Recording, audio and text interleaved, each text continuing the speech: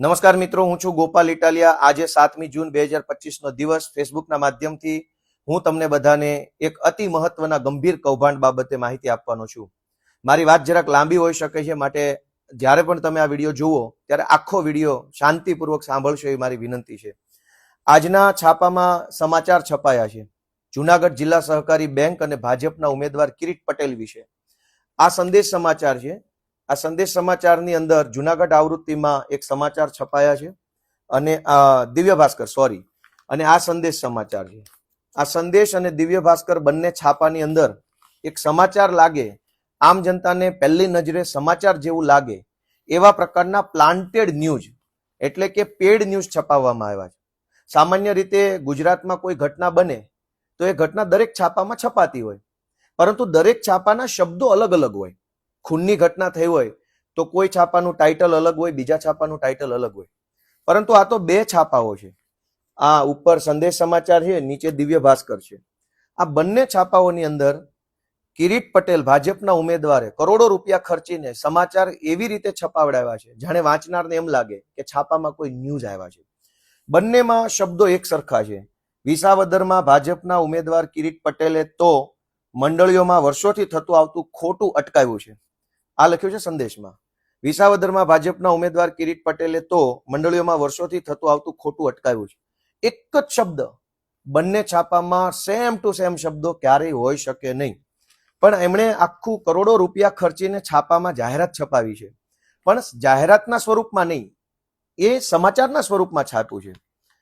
એમાં લખ્યું છે કે વિસાવદર વિધાનસભાની પેટા ચૂંટણીમાં કિરીટભાઈ પટેલને સમર્થન મળ્યું છે કે વગેરે વગેરે, અને આ વિધાનસભા સાથે જોડાયેલા છે, લોકોને આમ આદમી પાર્ટી ગુમરાહ કરી રહી। બંનેમાં એક પ્રકારના ન્યૂઝ છે। મારે આખા કૌભાંડ વિશે લોકોને ધ્યાન દોરવું છે, કેમ કે હું પુરાવા સાથે, તમામ બાબતના પાક્કા પરફેક્ટ પુરાવા સાથે હું આવ્યો છું। દોસ્તો, કિરીટભાઈ પટેલ જૂનાગઢ જિલ્લા સહકારી બેંકના ચેરમેન વર્ષ 1920ની અંદર બન્યા, એટલે સમજી લઈએ કે 2020ની સાલમાં પહેલી વખત તેઓ જૂનાગઢ જિલ્લા સહકારી બેંકના ચેરમેન બને છે। કોઈ પણ જિલ્લા સહકારી બેંકના ચેરમેન બનવા માટેનું મતદાન થાય છે। આ મતદાન કોણ કરે છે? આ મતદાન અલગ અલગ ગામડાઓમાં રહેલી સહકારી મંડળીઓ કરે છે। એક ગામની અંદર એક સહકારી મંડળી પણ હોઈ શકે, બે પણ હોઈ શકે, ચાર પણ હોઈ શકે। દરેક સહકારી મંડળી એટલે એક મત, એટલે કે કોઈ જિલ્લામાં 300 સહકારી મંડળીઓ હોય તો એને 300 મત એમ ગણી શકાય। આ 300 મતમાંથી જેને વધારે મત મળે એ માણસ જિલ્લા સહકારી બેંકના ડિરેક્ટર અને પાછળથી ચેરમેન બને છે। કિરીટભાઈ પટેલે જૂનાગઢ જિલ્લા સહકારી બેંકના ચેરમેન બનવા માટે અંદાજે મારી પાસે બધો જ ડેટા છે અને એમાંથી હું તમને પાક્કા 60 કરતા વધુ બોગસ, નકલી, ખોટી કાગળ ઉપરની સહકારી મંડળીઓ બનાવી। કોઈ પણ સહકારી મંડળી બનાવવા માટે આમ તો કોઈ ફિક્સ કાયદો નથી કે કેટલા સભ્યો જોશે, પણ ધારા પ્રમાણે 21 સભ્યોની એક કમિટી બને છે। 21 સભ્યોનું આખું લિસ્ટ આપવામાં આવે ત્યારે એક સહકારી મંડળીનું રજીસ્ટ્રેશન કરાવી શકાય છે। કિરીટભાઈ પટેલે 60 જેટલી બોગસ મંડળીઓ આખા જૂનાગઢ જિલ્લામાં ઊભી કરી। આ 60 મંડળી એટલે 60 મત, એટલે કે 60 નવા મત જૂનાગઢ જિલ્લા સહકારી બેંકના ચેરમેન બનવાની ચૂંટણીની અંદર ઉમેરો થયા। આ 60 મત એ એક તરફી કિરીટભાઈ પટેલને મળે એવી રીતે આખી બોગસ મંડળી બનાવવામાં આવી। હવે મંડળીઓ બનાવવાની અંદર એક નિયમ હોય છે કે કોઈ એક વ્યક્તિ, જેમ કે ગોપાલભાઈ ઇટાલિયા નામનો વ્યક્તિ આખા ગુજરાતની કોઈ પણ એક જ ધિરાણ મંડળીનો સભ્ય બની શકે। ગુજરાતમાં હજારો મંડળીઓ હોય, પણ ગોપાલ ઇટાલિયા માત્ર એક જ મંડળીનો સભ્ય બની શકે, બીજી મંડળીમાં ક્યારેય સભ્ય બની શકે નહીં।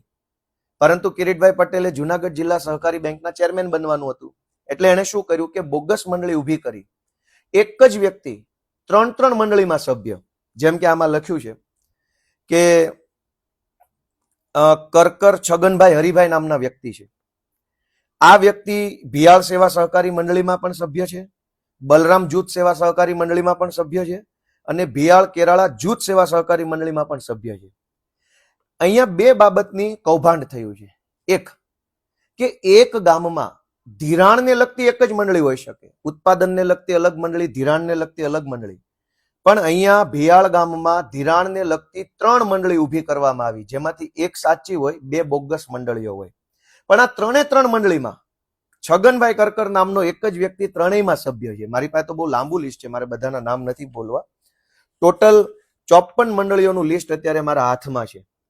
આ લિસ્ટ ઉપર ફરિયાદ પણ થયેલી છે, અને ફરિયાદ થઈ ત્યારે, આ બોગસ મંડળીઓ ઉપર ફરિયાદ થઈ ત્યારે આ મારી પાસે ખેતીવાડી ઉત્પન્ન બજાર સમિતિ જુનાગઢ અને સહકારિતા વિભાગને લગતા રજિસ્ટ્રારનો ઓફિશિયલ આદેશ છે. આ સરકારી હુકમ છે જે જગ જાહેર છે.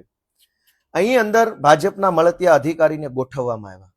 2019-20 ની અંદર જુનાગઢ જિલ્લા સહકારી બેંકની ચૂંટણી થવાની હતી ત્યારે નકલી મંડળીઓ એટલે કે નકલી મતદારો ઉભા કરવાનું આખું ષડયંત્ર ઉભું કરવામાં આવ્યું. આ ષડયંત્ર સામે કેટલાક જાગૃત નાગરિકોએ વાંધો લીધો, અને આ વાંધા ઉપર સરકારી માણસે જે હુકમ કર્યો એ હુકમ મારા હાથમાં છે.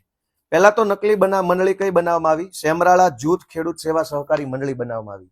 આ મંડળી ક્યારે બની? 2019માં, 22/11/2019માં બની.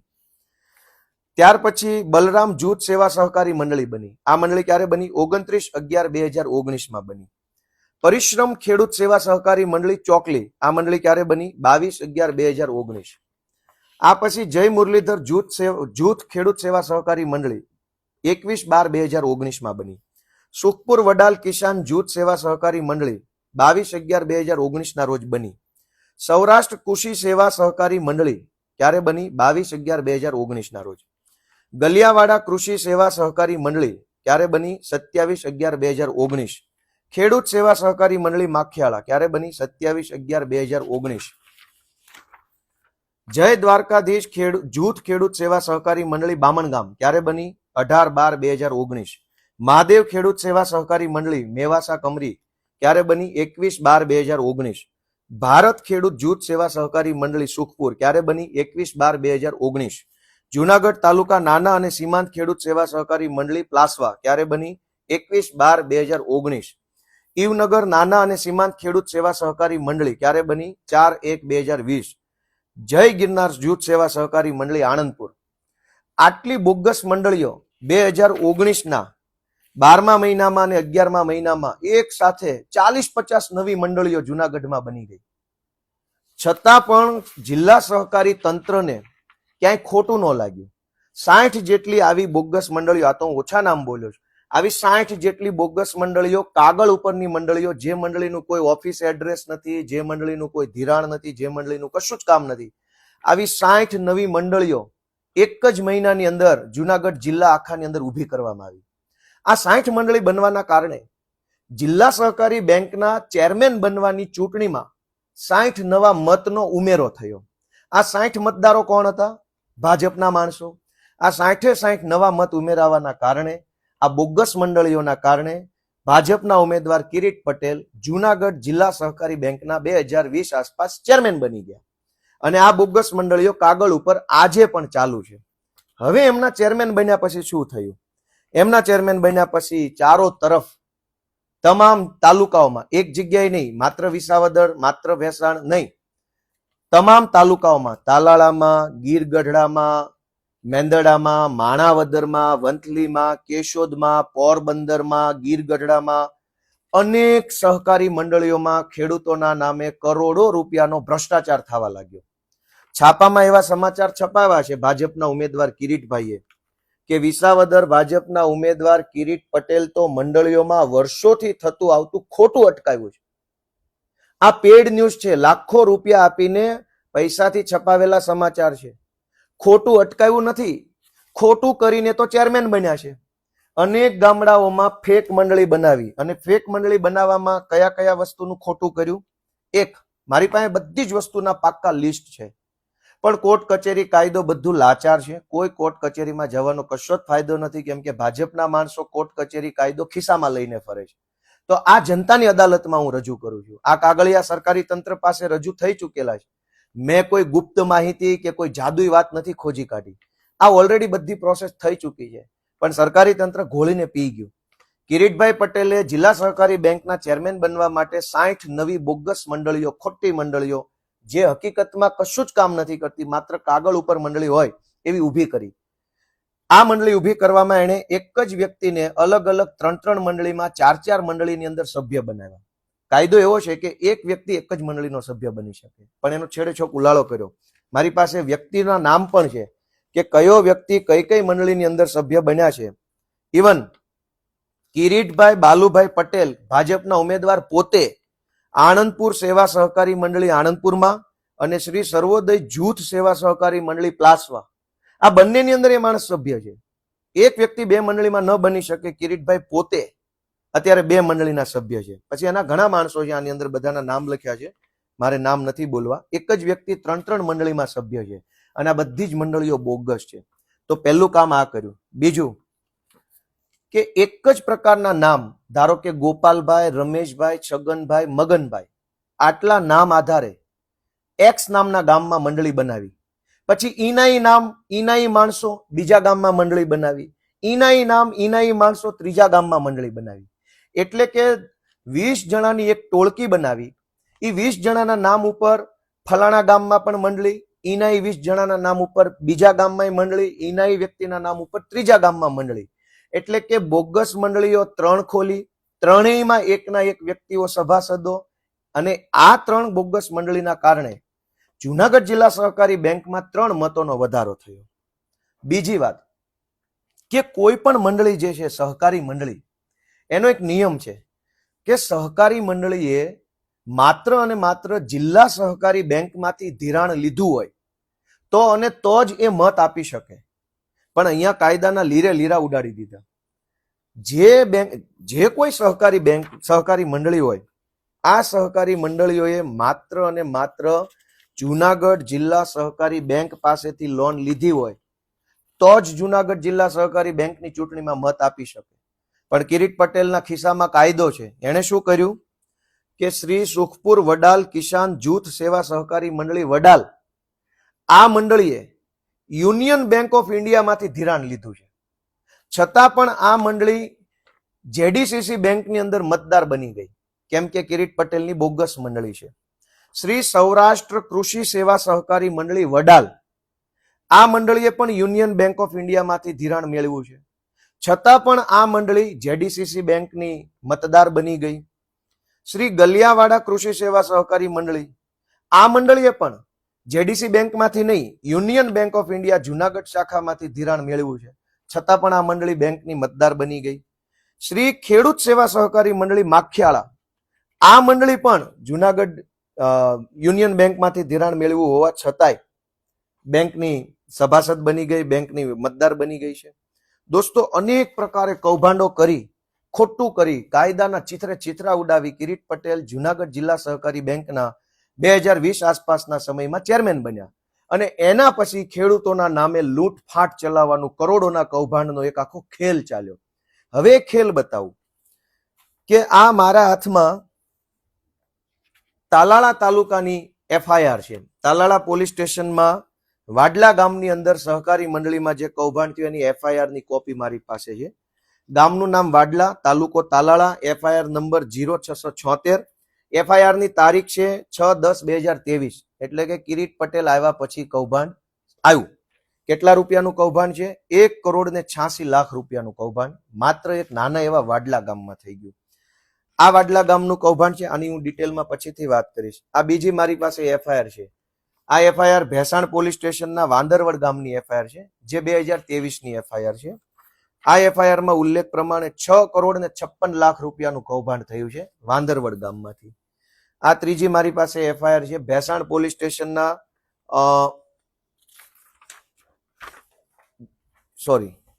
આ મારી પાસે એફઆઈઆર છે ગીર ગઢડા પોલીસ સ્ટેશન, એનું ધોકડવા ગામ છે. એફઆઈઆર નંબર 770 2023ની એફઆઈઆર છે. આ એફઆઈઆરમાં 33 લાખ રૂપિયાની ઉચાપતનો ગુનો દાખલ થયો છે. આ મારી પાસે ગીર ગઢડાની બીજી એફઆઈઆર છે, જેમાં કૈલાવડ ગામની એફઆઈઆર છે. 653 નંબરની એફઆઈઆર 2023માં થઈ છે. 73 લાખ રૂપિયાનું કૌભાંડ નાના ગામની મંડળીમાં છે. આ મારી પાસે માળિયા હાટીના તાલુકો છે, એની 459 નંબરની એફઆઈઆર છે. 2021ની એફઆઈઆર છે. ભંડુરી ગામની સહકારી મંડળીની અંદર 1,60,00,000 રૂપિયાના કૌભાંડની આ એફઆઈઆર છે. આ મારી પાસે વંથલી તાલુકાની વંથલીના લુસાળા ગામની એફઆઈઆર છે, 353 નંબરની એફઆઈઆર 2023ની એફઆઈઆર છે. અને આ એફઆઈઆર પ્રમાણે મંડળીના કરતા હરતા માણસોએ સહકારી બેંકમાંથી ટોટલ આંકડો ક્યાં લખ્યો છે, 1,23,00,000 રૂપિયાની ઉચાપત કરી છે. આ બધી એફઆઈઆર મેં વાંચી. આ તો મારી પાસે થોડી છે, ઢગલાબંધ એફઆઈઆરો ખેડૂતોએ કરી છે. આ કૌભાંડની મોડસ ઓપરેન્ડી હું તમને જણાવું કે સહકારી મંડળીના મંત્રી, તાલુકા બેંકના મેનેજર અને જિલ્લા સહકારી બેંકના વહીવટદારો, જિલ્લા સહકારી બેંકના ચેરમેન છે કિરીટ પટેલ, એના નેતૃત્વમાં જિલ્લા બેંક ચાલે, જિલ્લા બેંકના નેતૃત્વમાં તાલુકા બેંક ચાલે અને તાલુકા અને જિલ્લા બેંકના નેતૃત્વમાં ગામની સહકારી મંડળી કામ કરતી હોય છે. હવે કૌભાંડની મોડસ ઓપરેન્ડી શું છે કે જે ખેડૂતનું મૃત્યુ થઈ ગયું હોય, જેમ કે હું તમને બતાવું, અહીંયા એફઆઈઆર ના શબ્દો વાંચી સંભળાવું. હજારો કરોડો રૂપિયાનું કૌભાંડ કિરીટભાઈ પટેલના નેતૃત્વમાં થઈ ચૂક્યું છે અને આમ છતાંય છાપામાં આવા ફેક ન્યૂઝ છપાવડાવે છે. આજના છાપામાં છે કે કિરીટ પટેલે તો વર્ષોથી થતું આવતું ખોટું અટકાવ્યું. ભાઈ, ખોટું નથી અટકાવ્યું, ખોટું ચાલુ કર્યું છે. જે ખેડૂતો સુખેથી શાંતિથી જીવતા હતા એમના ખાતામાંથી કરોડો રૂપિયા ઉઠાવી લઈ.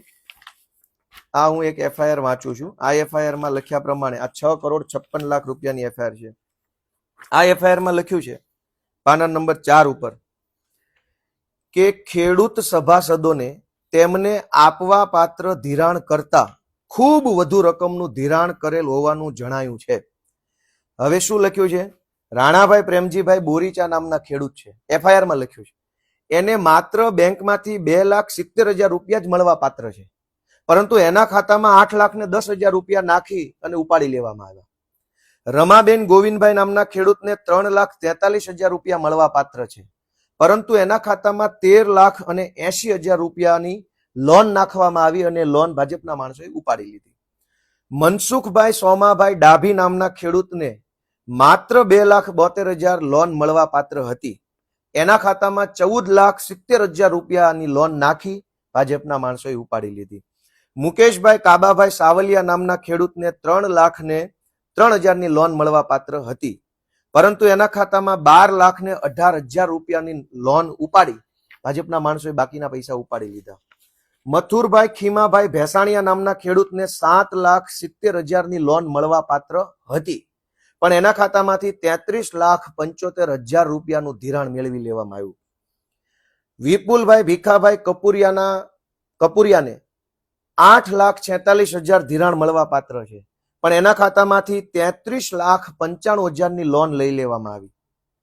ભીખુભાઈ બચ્ચુભાઈ વિરડિયા નામના ખેડૂત છે, એને 8,29,000 રૂપિયાની લોન મળવા પાત્ર છે, એના ખાતામાં 20,25,000 રૂપિયાની લોન લઈ લેવામાં આવી. વિનુભાઈ ફુલાભાઈ કુંજડિયા નામના ખેડૂતને 6,82,000 રૂપિયા મળવા પાત્ર છે, પણ એના ખાતામાંથી 23,55,000 રૂપિયાની લોન લઈ લેવામાં આવી. તો કૌભાંડનો આ પહેલો પ્રકાર છે. પહેલો પ્રકાર એ છે કે ખેડૂતને જેટલા રૂપિયા મળવા પાત્ર હોય એના કરતા 4 ગણા 5 ગણા રૂપિયા ખેડૂતોના નામે ઉપાડી લીધા અને એ પૈસા ભાજપના માણસો વાપરી ગયા અને કરોડોનું કૌભાંડ કર્યું. આ પહેલો પ્રકાર, જેને અંગ્રેજીમાં કહીશું ઓવર ધિરાણ. બીજો પ્રકાર આ જ એફઆઈઆરમાં લખ્યું છે કે સભાસદ લિસ્ટમાં ગેરરીતિ આચરી તે નાણાં બેંકમાં નહીં જમા કરાવી ઓળવી ગયેલ. એટલે કે માણસે જે કાંઈ લોન બેંકમાંથી મંડળીમાંથી લીધી હોય એ પૈસા જ્યારે પાછા દેવા ખેડૂતો ગયા મંડળીને ત્યારે પૈસા તો લઈ લીધા, પણ એ પૈસા ખેડૂતના ખાતામાં જમા ન કર્યા. મંડળીના માણસોએ અને ભાજપના માણસોએ પૈસા વાપરી ગયા. જેમ કે એમાંય નામ લખેલા છે ખેડૂતોના કે બાબુભાઈ કાનાભાઈ દેસાઈ નામના ખેડૂતે મંડળીમાં 6,75,000 રૂપિયા જમા કરાવ્યા, જે એને લોન લીધી તે પાછી આપી. આ પૈસા ખેડૂતના ખાતામાં જમા ન કર્યા, વાપરી ગયા. નાથાભાઈ કાનાભાઈ દેસાઈ 8,85,000, પાંચાભાઈ કાનાભાઈ રામાણી 8,75,000, વજુભાઈ કાનાભાઈ વેકરિયા 8,50,000, પરસોત્તમભાઈ કાનજીભાઈ વેકરિયા 8,50,000, ધીરુભાઈ નરસિંહભાઈ ખીમાણી 8 લાખ, મનસુખભાઈ ભનુભાઈ ડોબરિયા 8,25,000, ધનજીભાઈ મંજીભાઈ કપૂરિયા 8,75,000. આવા તો 21 જેટલા ખેડૂતો છે જેણે રૂપિયા જમા કરાવ્યા લોનના. આ કરોડો રૂપિયા બેંકમાં જમા ન પાડ્યા, ખેડૂતના ખાતામાં જમા ન પાડ્યા, આ બધા જ રૂપિયા ભાજપના માણસો, મંડળીના માણસો અને જુનાગઢ જિલ્લા સહકારી બેંકના લોકો વાપરી ગયા. તો આ કૌભાંડનો બીજો પ્રકાર. તમામ તાલુકામાં કૌભાંડ થયું છે. હું તો 8-10 મંડળીઓના જ કાગળ લઈને આવ્યો છું. તમામ તાલુકામાં. પહેલો પ્રકાર, ખેડૂતને મળવા પાત્ર રૂપિયા હોય એના કરતા 5-5 ગણા વધારે રૂપિયા એના ખાતામાં ઉધારી અને ઉઠાવી લીધા અને વાપરી ગયા ભાજપના માણસો. બીજો પ્રકાર, કે જે ખેડૂતોએ જેન્યુન લોન લીધી હતી, વ્યાજબી 5 લાખની લોન લીધી હતી અને 5 લાખ પાછા આપવા ગયા, તો એ 5 લાખ ખેડૂતના ખાતામાં જમા કરવાના બદલે વાપરી ગયા. હવે ત્રીજો પ્રકાર, કે ખેડૂત દ્વારા ખરેખર જેટલા રૂપિયા ઉઠાવવામાં આવ્યા હોય એના કરતા વધારે રૂપિયા ચોપડે બતાવ્યા. આ જ એફઆઈઆરમાં છે કે ભૂપતભાઈ સમજુભાઈ સાવલિયા એને ખરેખર મંડળીમાંથી 3,75,000 રૂપિયા ઉપાડી લીધા હતા, એના હાથમાં આવ્યા ખેડૂતના, પણ એના ખાતામાં ઉધાર્યા 6,75,000 રૂપિયા. લાલજીભાઈ પરબતભાઈ સાવલિયાને 3,08,000 રૂપિયા ઉપાડ્યા, પણ એના ખાતામાં ઉધાર્યા 6,75,000 રૂપિયા. પ્રવીણભાઈ હકુભાઈ કપુરિયાએ 1 લાખ રૂપિયા મંડળીમાંથી લોન લીધી, એના ખાતામાં ઉધાર્યા 3 લાખ રૂપિયા. મનસુખભાઈ જેઠાભાઈ કાનપરિયાએ ઉઠાવ્યા 1,75,000, પણ એના ખાતામાં નાખ્યા 4,80,000. આ ચોથો પ્રકાર છે. અને દોસ્તો, હું હજુ બીજી એફઆઈઆર, કે કરોડો રૂપિયા કૌભાંડ કરવાના બીજા ક્યાં રસ્તા નથી. ખેડૂતોના પૈસા ખાઈ જાય છે અને શરમ નથી, અને ઉપરથી કિરીટભાઈ પટેલ છાપામાં આવી જાહેરાત છપાવે છે, પૈસા આપીને આવી જાહેરાત છપાવે છે. એમાં લખ્યું છે કિરીટભાઈ તો ખેડૂતોના હામી છે, ખેડૂતોનું બધું વર્ષોથી ખોટું અટકાવ્યું, કિરીટભાઈ ન હોત તો એફઆઈઆર ન થાત, કિરીટભાઈ ન હોત તો ખેડૂતોને અત્યાર સુધીમાં કંઈક તકલીફ થઈ ગઈ હોત. દોસ્તો, કિરીટભાઈ આવ્યા પછી તો આ બધા કૌભાંડ ચાલુ થયા છે. જુનાગઢમાં નહીં, આખા ગુજરાતમાં આ પ્રકારે કૌભાંડ હાલે છે. હવે હું બીજી એફઆઈઆર વાંચી સંભળાવું તમને. તાલાળા તાલુકાના વાડલા ગામની એફઆઈઆર છે. આમાં ખેડૂતોને મળવા પાત્ર ધિરાણ કરતા વધારે રકમનું ધિરાણ કાઉન્સમાં લોન મંજૂર કરી, જેની વિગત નીચે પ્રમાણે છે. હવે શું વિગત છે? કે પ્રવીણભાઈ અરજણભાઈ અજુડિયા એને 1 લાખ અને એના ખાતામાં 18,59,000 ની રકમ બતાવી દીધી. હકીકતમાં એને 2 લાખ રૂપિયા મળવા પાત્ર નથી. આ સિવાય અનેક પ્રકારનો, હું કહેવા બેસીશ તો ઘણું લાંબુ થાય. બધી એફઆઈઆર જગ જાહેર છે. મેં કોઈ જાદુઈ વાત કે કોઈ નવી વાત મેં ગોતી નથી કાઢી.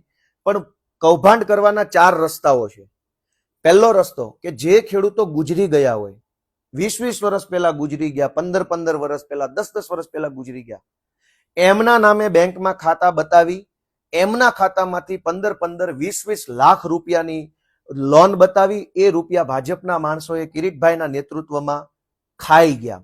અને આવું એક ગામમાં નહીં, એક તાલુકામાં નહીં, 10 તાલુકાના 100 કરતા વધુ ગામડામાં કૌભાંડ થયું છે.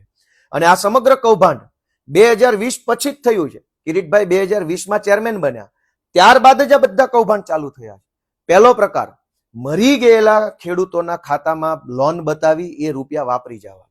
બીજો પ્રકાર, કે જે ખેડૂતનું કોઈ બેંકમાં ખાતું જ નથી, કોઈ બેંકમાં ખાતું નથી, એ ખેડૂતના નામ ઉપર 15-15, 20-20 લાખની લોન બતાવી દીધી અને એ પૈસા ઉપાડીને વાપરી ગયા. ત્રીજો પ્રકાર, કે જે ખેડૂત પાસે જમીન જ નથી, જમીનનો માલિક ન હોય જે માણસ, એ મંડળીમાંથી ધિરાણ ન મેળવી શકે. આમ છતાંય વાંદરવડ ગામમાં જે માણસ જમીનનો માલિક નથી, એના નામ ઉપર લાખો રૂપિયાની લોન લઈ લેવામાં આવી, એ રૂપિયા ભાજપના માણસો વાપરી ગયા. ચોથો પ્રકાર, કે જે ખેડૂતોએ લોન મંડળીમાંથી લીધી હોય, એ સમય થાય ત્યારે એને પાછા આપવા જાય તો એ પૈસા પાછા તો લઈ લે, પણ ખેડૂતના ખાતામાં જમા ન કરે. કરોડો રૂપિયા ખેડૂતોએ જે મંડળીમાં જમા કરાવ્યા, એ પૈસા હાથ ઉપર ઉચ્ચક રાખ્યા અને 10 તાલુકાઓના હજારો ગામડાઓની અંદર એ પૈસા બધાએ ભાગ બટાઈ કરીને વાપરી ગયા. હવે શું થયું? કે મરી ગયેલા ખેડૂતના નામે લોન બતાવી, કૌભાંડ ખુલ્યું, એફઆઈઆર ખેડૂતોએ કરાવી. હવે આ જુનાગઢ જિલ્લા સહકારી બેંક, જે કિરીટભાઈ ચેરમેન છે, એ બેંક ઓલા મરી ગયેલા ખેડૂતોને નોટિસ મોકલે છે કે તમારે 18 લાખ રૂપિયા ભરવાના બાકી છે. અનેક ગામડામાં એવી નોટિસ આવી છે, મરેલા માણસો નામની નોટિસો નીકળી. બીજી નોટિસ, જેને પોતાની જમીન જ નથી એના નામની નોટિસ ગામડામાં આવી કે તમારે હવે આટલા રૂપિયા ભરવા પડશે. જે માણસનું બેંકમાં ખાતું જ નથી એને બેંકની નોટિસ આવી કે આટલા રૂપિયા તમારે બેંકમાં ભરવા પડશે. જે વડીલોએ પૈસા બેંકના પાછા ભરી દીધા છે, મંડળીમાં પૈસા પાછા આપી દીધા છે, એને પણ બેંકની નોટિસ આવી કે તમારા આટલા પૈસા બાકી છે. હજારો ગામડાઓની અંદર આ કૌભાંડ થયું. બેંકની નોટિસો આવે છે, ખેડૂતો ફફડે છે, ખેડૂતો ડરે છે, મૂંઝાય છે કે મેં તો પૈસા લીધા નથી, હું પૈસા કેવી રીતે ભરીશ. અને એવી રીતે વાંદરવડ ગામમાં રાજાભાઈ નામના એક ખેડૂતને આઘાત લાગી ગયો. એને 5 લાખની નોટિસ આવી. રાજાભાઈએ 5 લાખ રૂપિયાનું ધિરાણ લીધું નથી, એના નામે કૌભાંડ થઈ ગયું. પૈસા ભાજપના માણસો લઈ ગયા. નોટિસ રાજાભાઈને આવી. રાજાભાઈને આઘાત લાગ્યો અને આત્મહત્યા કરી લીધી. આજે એના બૈરા છોકરા પરિવાર રખડી પડ્યો. જૂની ધારી ગુંદાળી ગામમાં એક ભાઈ છે, એને પણ આવી રીતે 7-8 લાખ રૂપિયાની નોટિસ આવી.